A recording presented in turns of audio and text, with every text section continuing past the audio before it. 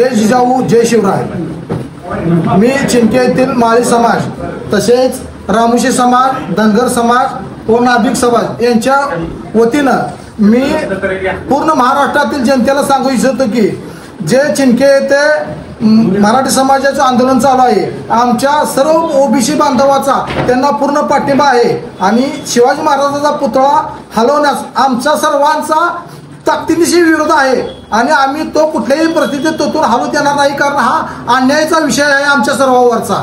जय जिजाऊ जय शिवराय। सीताराम जानकर, चिंके गावातील धनगर समाजाच्या वतीने शिवाजी महाराजांचा पुतळा काढण्यास कडाडून विरोध आहे आपला।